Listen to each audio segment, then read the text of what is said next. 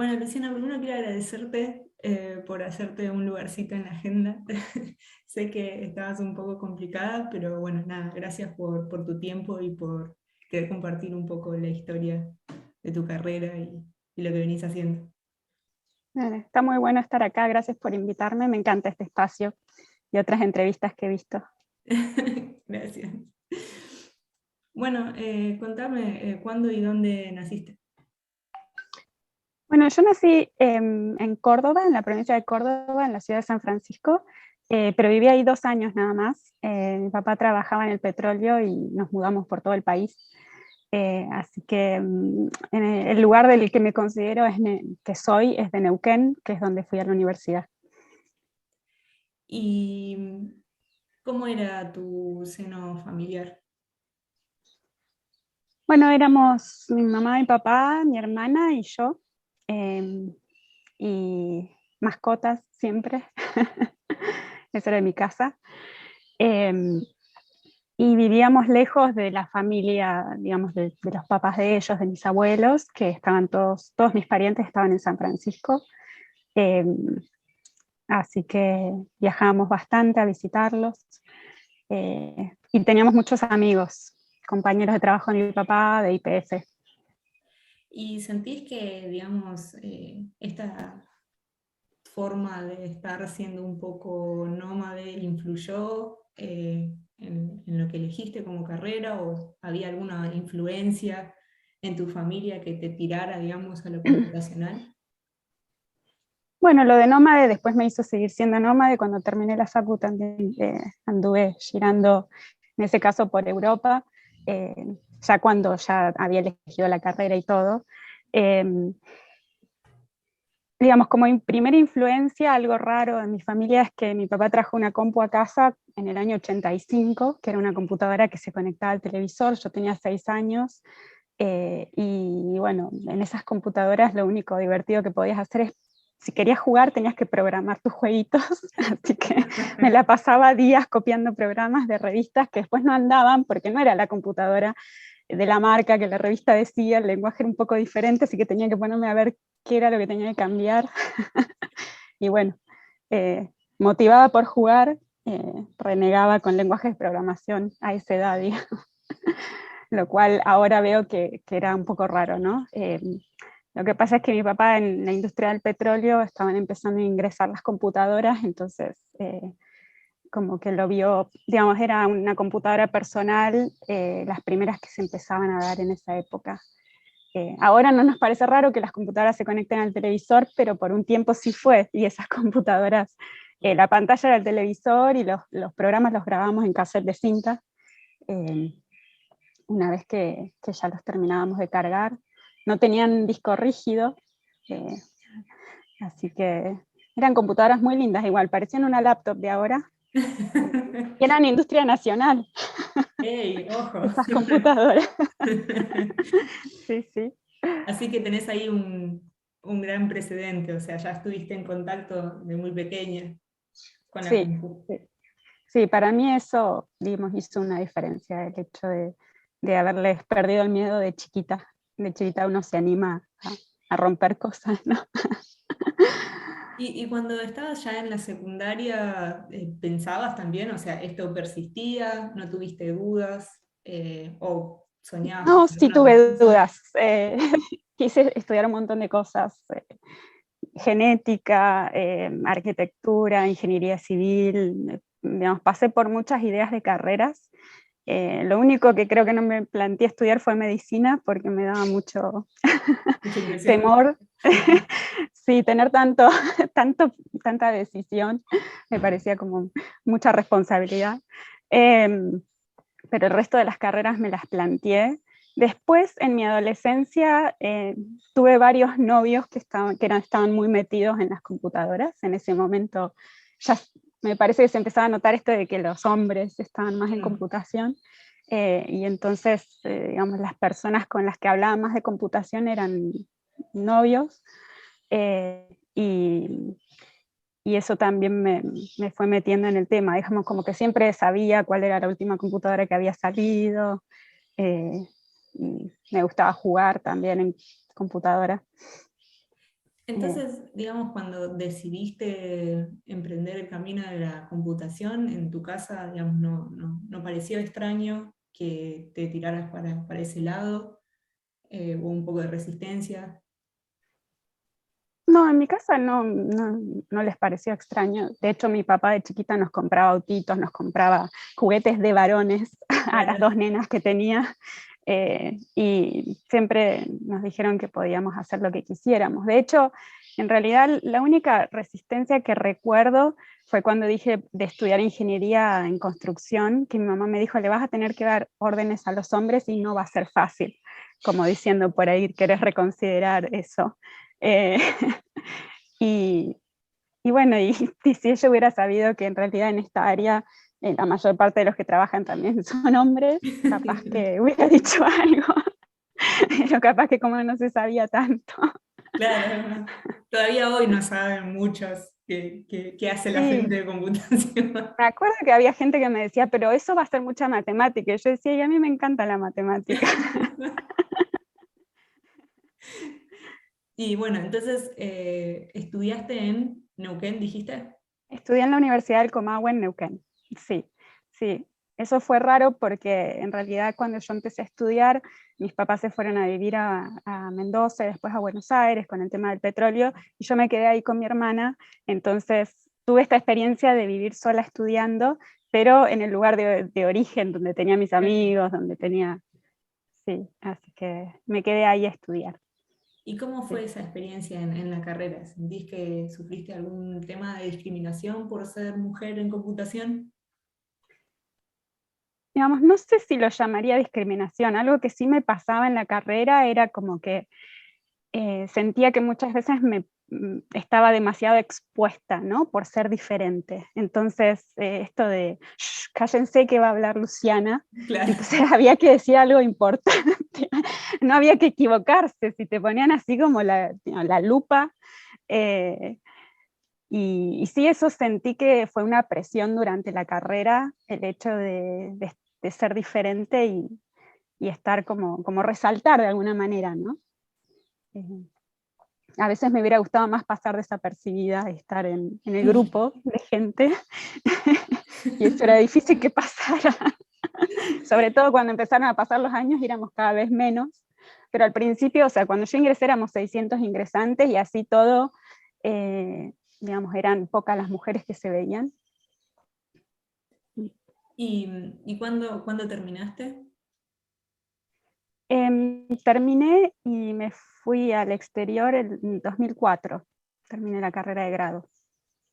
¿Seguiste, digamos, te fuiste a Europa por trabajo o por seguir Me, estudiando? por seguir estudiando, conseguí una beca, unas becas que se llaman Erasmus Mundus, que es para hacer maestría, porque tenía amigos haciendo doctorado y decía, 4 años es como mucho compromiso, yo quiero ir a probar algo cortito, decía algo de 6 meses, pero bueno, después surgieron estas becas que eran 2 periodos de 10 meses, 2 años en realidad, y era un año en un país, otro año en otro país. Yo estuve en Bolzano en Italia y después en Madrid en España. Y después, bueno, después de eso apliqué a doctorado y me quedé 4 años más. Y entonces ahí, digamos, empezó el camino de lo que es la investigación, o ya, digamos, estando en la licenciatura ya habías empezado con esa idea.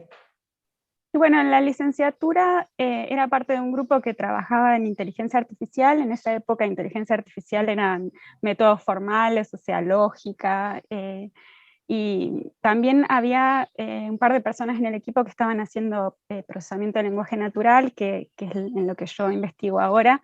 Y me acuerdo de plantearme por ahí la idea de hacer algo sobre traducción automática en español, pero era como un área tan grande y había tan poca especialidad localmente que al final me orienté a un tema más cercano a lógica, pero ya con aplicaciones al lenguaje natural. Entonces como que estaba con una pata en eso. Y bueno, después sí, cuando me fui a Europa empecé a conocer gente que investigaba en mi área, y si bien mi maestría fue en lógica computacional, siempre me orienté, digamos, tanto en Bolzano como en España, a gente trabajando en procesamiento de lenguaje natural, eh, o lingüística computacional, que es el área que investigo ahora, que es, digamos, cómo las computadoras procesan el lenguaje humano, el español, el inglés, lo que llamamos lenguajes naturales. Entonces, digamos, sí, fue parte en Europa también de conocer gente, de poder hacer cursos. En estas universidades allá hay todo el tiempo charlas, ¿no? Así que teníamos acceso no solo al tema que estábamos estudiando ahí, sino como una amplia variedad. En España estuve en la Politécnica de Madrid, en Italia estuve en la Universidad de Bolzano, que era una universidad joven, pero que había mucha gente viniendo porque está muy cerca de Austria, y hay gente de Alemania, y además como era un máster europeo teníamos profesores que viajaban de las distintas sedes, que eran Portugal, Viena, después se sumó Holanda también, entonces era una red europea de profesores. Y del lado de la docencia, ¿cuándo empezaste? Bueno, empecé de ayudante alumna en Neuquén. Empecé ya, digamos, en segundo o tercer año de la carrera. Ya empecé a ser ayudante alumna en el mismo grupo en el que después hice investigación en Neuquén. Y me gustaba mucho, era como que llegaba cansada a dar clases y después salía con energía de, digamos, el tema de dar clases así uno a uno, de ayudar de dar, digamos, el tema de disertar y hablar sola no me gusta, pero eso de interactuar uno a uno y enseñar uno a uno o 1 a 5, desgraciadamente es un lujo que ahora no nos podemos dar, tener esa relación docente-estudiante, pero en ese momento lo disfruté mucho y cuando lo puedo hacer acá también lo disfruto mucho. También disfruto dar clases, pero a veces cuando los estudiantes, qué sé yo, son 100, 150, 200, no los llegas a conocer, y es otra experiencia. Mm, mm. Digamos, en todas estas experiencias que estás contando, ¿tuviste alguna traba, digamos, algún conflicto para poder estudiar o trabajar? Em, Bueno, cuando estaba terminando la carrera en Neuquén, tenía mucha ansiedad por tener experiencia laboral, y entré a trabajar a una consultora que hacía adaptaciones, instalaciones de sistema. En este caso era en una exportadora de fruta, yo estaba en el cliente de esta consultora. Y recuerdo que ahí, digamos, yo era la única especialista en informática, pero también era un entorno bastante masculinizado, y bueno, gente mucho más grande que yo, y recuerdo estar haciendo una entrevista de análisis de requerimientos a uno de los gerentes, y que me golpeara la cabeza y me dijera, ¡ay, qué cabecita dura! Eh, Oh, y, y ese tipo de interacciones era como que yo ahora, digamos, tendría muchas más herramientas para contestarle, pero en ese momento me sentí muy mal, pero no sabía cómo reaccionar. Entonces, ese tipo de situaciones en ese entorno las viví, digamos, más de una vez. Y como que, digamos, las cosas que yo decía a veces no les gustaban, y yo era de tener muchas opiniones sobre cómo se tenían que hacer las cosas, porque era la que tenía, digamos, el conocimiento técnico ahí, pero sentía que les costaba mucho respetarme en ese rol, porque no solamente era mujer, también era muy joven, era más joven en ese momento de la edad que tenía. y digamos, para nivelar un poco, el mejor recuerdo que tengas sobre la carrera. Eh, Los mejores recuerdos que tengo de la carrera son amigos, grupos de amigos que todavía tengo, digamos, al día de hoy, y que nos escribimos día por medio. Eh, y digamos, fue un entorno en el que sentí que pertenecía realmente.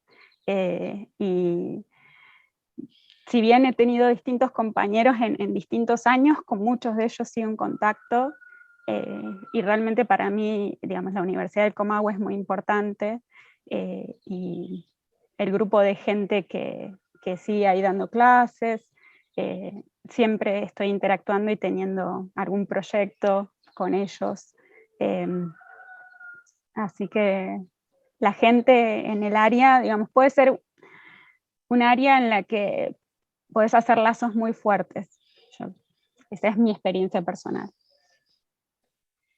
Si tuvieras que compartirle a las chicas, a los chiques que quieren meterse en computación, pero también esto que te decía un poco en el ida y vuelta de los mails, de que digamos, el público de otros en Steam es más tirado, digamos, a la industria de programación, no es tan común para nosotros la investigación.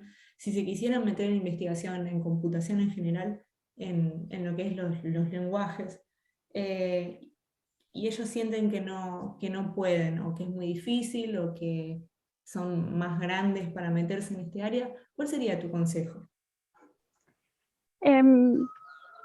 Yo estuve pensando en esta pregunta y bueno, he visto durante mi tiempo de docencia distintos tipos de barreras, ¿no? Hay barreras económicas, por ejemplo, que no solamente son una barrera para entrar en esta área, sino en cualquier área, y hay situaciones muy complejas. Con respecto a, digamos, en particular, el acceso a estas carreras y cómo lo he visto cambiar en este tiempo, algo que me parece que ha bajado la barrera de entrada ha sido la virtualidad. Algo raro que he visto en estos años es que gente de otras carreras más grande, y en particular algo que medimos el año pasado es que mujeres más grandes que vienen, no sé, de medicina o de economía, se han animado a probar a hacer alguna materia de computación, por este tema de que quizás es simplemente, bueno, me meto y veo un Zoom y estoy un rato y veo cómo me siento. Es como menor la inversión inicial que hay que hacer de empezar y probar una carrera de computación. Entonces, algo que ojalá siga es esta posibilidad de tener eso también en todas las universidades, también en universidades públicas. Porque digamos, veo que hay universidades privadas que siguen ofreciendo esto, o la Universidad Provincial de Córdoba, por ejemplo, pero no está claro si las universidades públicas, por ejemplo, la universidad en la que estoy yo, en la Nacional de Córdoba, si va a continuar o no. Eso por el lado de la accesibilidad. Por el lado de hacer investigación, para mí es algo que yo elijo todos los días porque tenés la libertad de orientar hacia dónde querés estar trabajando. Es un área bastante, digamos que yo elegí también porque estando dentro de las ciencias duras que estamos, en su momento dije, bueno, lingüística tiene cosas más humanas y tengo que estar estudiando también microsociología. Entonces, en investigación tenés estas cosas interdisciplinares en las que podés enfocarte en juntar distintas áreas que te interesen, que era lo que a mí me pasaba, como que tenía muchas cosas que me gustaban. Y eso para mí también es algo que me motivó. Digamos, si te gusta lo interdisciplinario, me parece que la investigación puede proveer un lugar para que te sientas cómodo. Así que bueno, esos serían mis consejos. Si les gustan las cosas interdisciplinarias, es una opción para hacer. Y si tampoco, digamos, quieren tener un jefe que les diga lo que tienen que hacer. Quieres ser tu propio jefe, ¿no?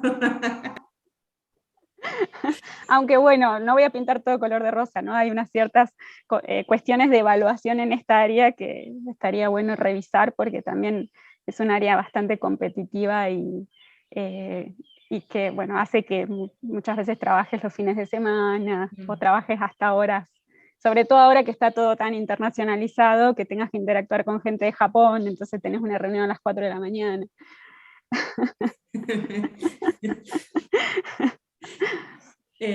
Siempre me gusta hacer una pregunta extra, no te asustes.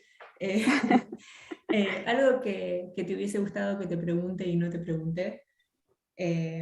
Algo que haya quedado en el tintero, que creas que vale la pena mencionar. Este es el momento. Creo que estuvieron muy buenas todas las preguntas. También, digamos, yo he visto varias entrevistas y me gusta cómo cada una provee su perspectiva en estas cosas. En este momento no se me ocurre una Muy pregunta temprano. extra. Sí. Bueno, entonces llegamos al final. Te quiero volver a agradecer por tu tiempo y por lo que estuviste compartiendo, Luciana. Bueno, gracias a vos por el espacio.